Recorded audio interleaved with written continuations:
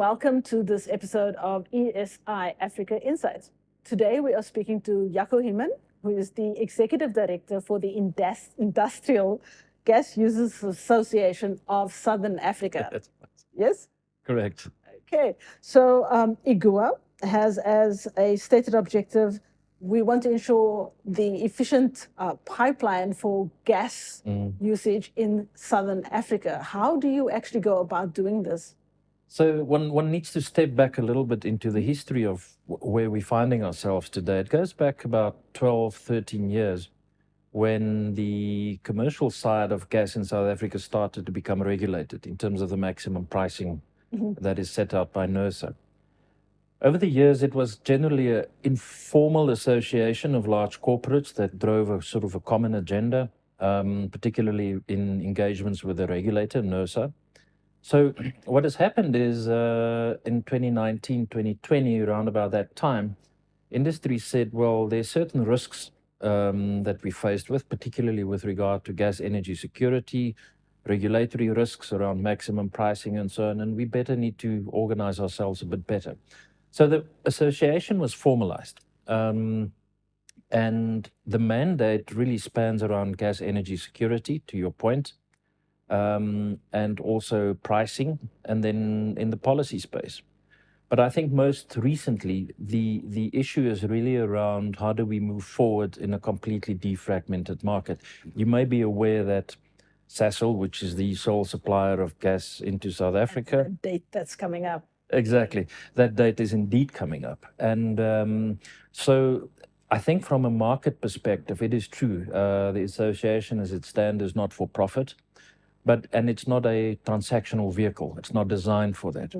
So industry is actually now in the process of implementing a gas aggregator model for industry by industry.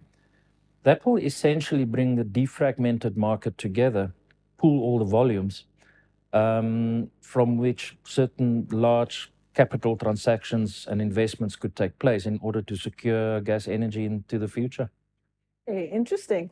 So now, talking about policies, gas utilization master plan with the unfortunate acronym is one of the policies that should direct what happens with gas in South Africa. But what other policies and directives do we really need to start working on to help this future that we are wanting should play out?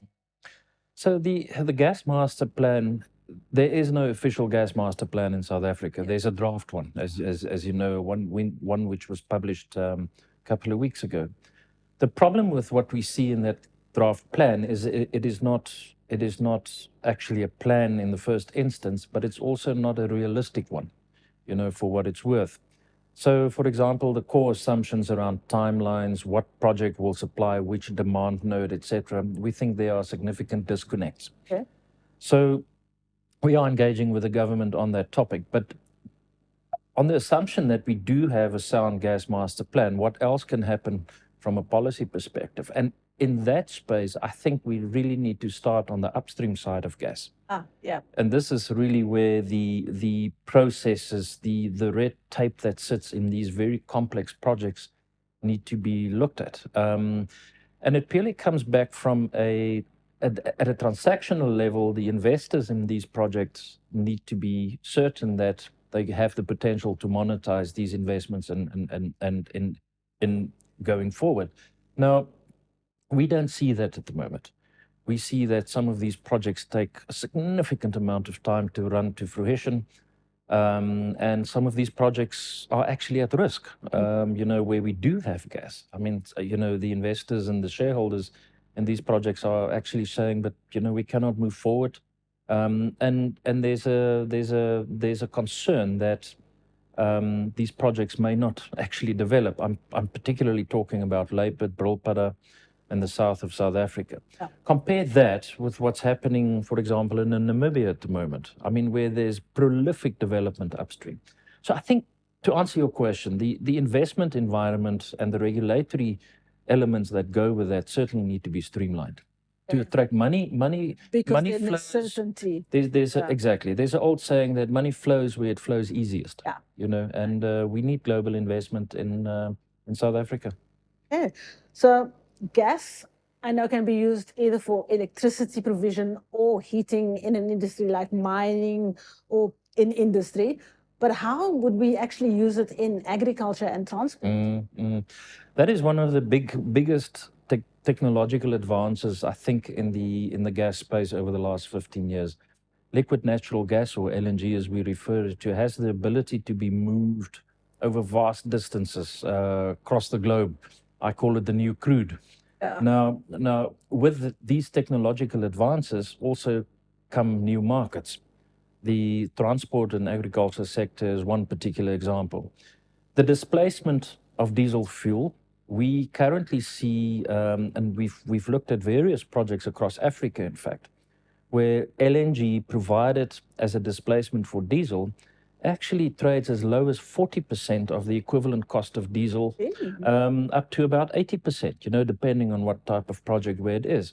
So there is huge advantages for the agricultural sector, which is heavily reliant on diesel fuel, to actually move into that space. Ultimately, it's a cleaner fuel. We've run significant tests in South Africa on LNG vehicles, and they all prove to be economically viable, technically viable, but we need infrastructure in the country. And this is where the government, the gas master plan, and all these things need a role to play. Okay. Really interesting. Thank you so much You're for welcome. coming into the studio and sharing with us. Thank you. So please stay tuned for the next episode of ESI Africa Insights and have a powerful day.